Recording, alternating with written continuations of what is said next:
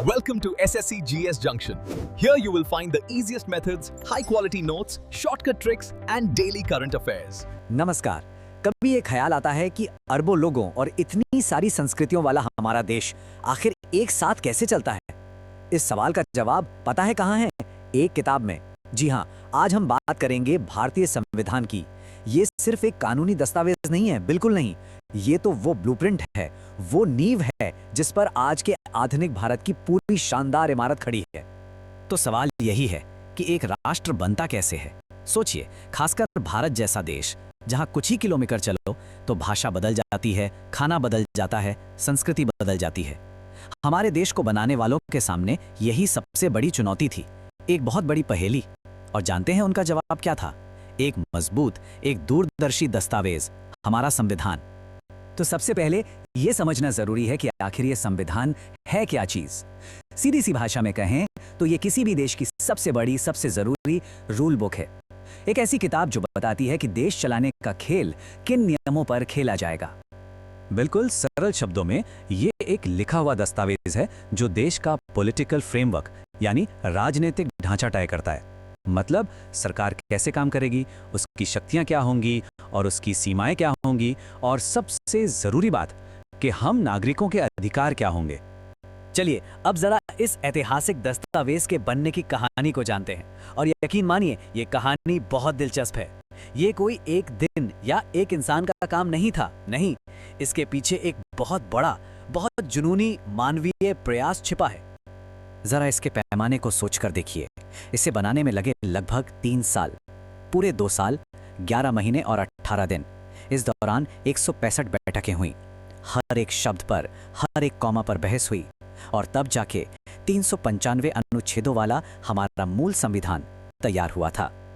ये पूरा सफर एक एक कदम करके आगे बढ़ा। देखिए, 9 दिसंबर 1946 को संविधान सभा की पहली बैठक हुई। फिर देश आजाद हुआ और आजादी के ठीक बाद 29 अगस्त 1947 को ड्राफ्टिंग कमेटी बनी।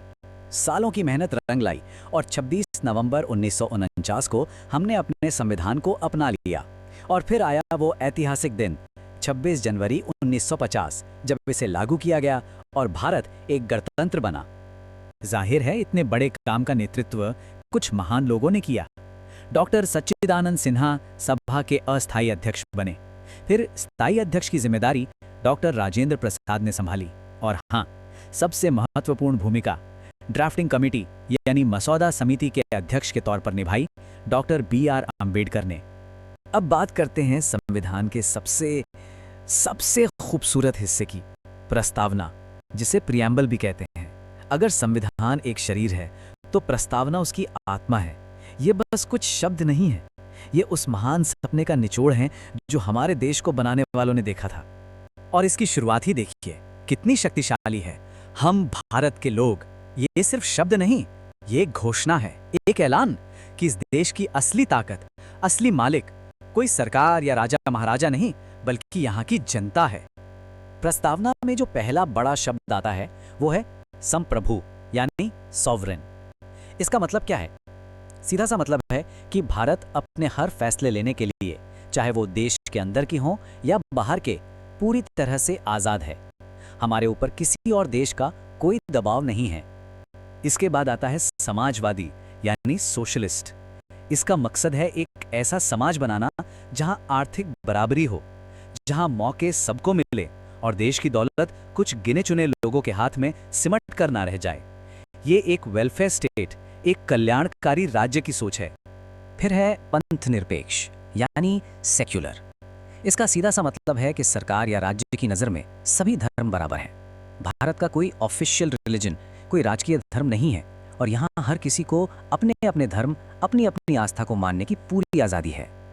अगला शब्द है लोकतांत्रिक, मतलब डेमोक्रेटिक। और इसका मतलब तो हम सब जानते हैं कि असली और सबसे बड़ी ताकत देश की जनता के हाथ में है। हम ही वोट देकर अपने प्रतिनिधि चुनते हैं जो हमारी तरफ से सरकार को चलाते हैं। और आखिर में गणराज्य यानी रिपब्लिक। इसका मतलब है कि हमारे देश का जो सबसे बड़ा पद है, जो मुखिया हैं यानी राष्ट्रपति, वो भी चुने जाते हैं। ये पद किसी एक परिवार की विरासत नहीं है, जैसा राजा महाराजाओं के जमाने में होता था। यहाँ कोई भी इस पद तक पहुंच सकता है। तो प्रस्तावना की आत्मा को तो हमने समझ लिया।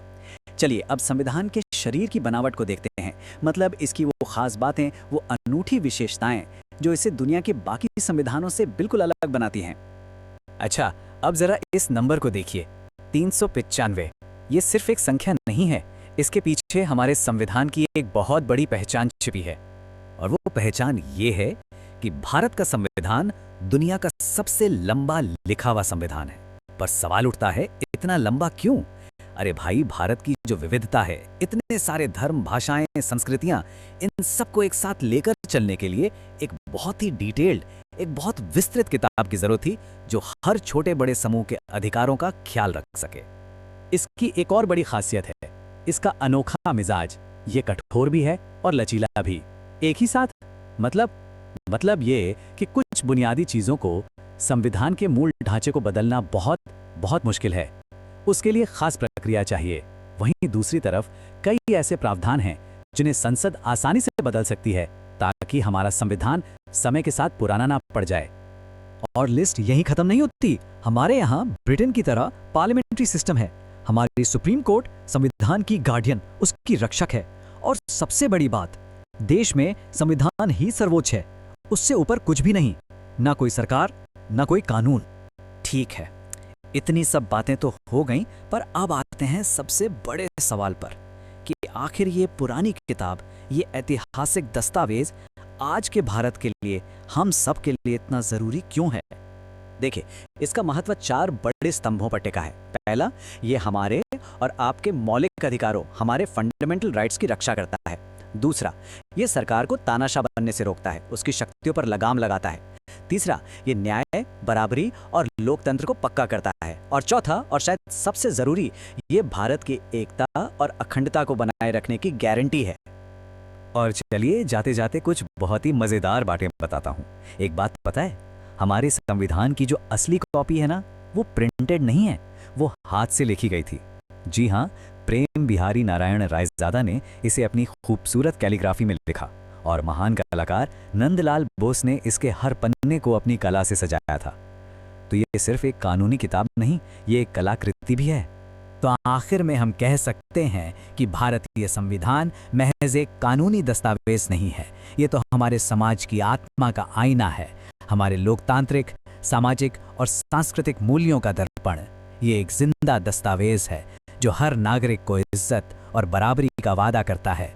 और ये हम सब के लिए एक सवाल भी छोड़ जाता है कि क्या हम हर दिन इस वादे को निभाने की, इसे जीने की कोशिश कर रहे हैं?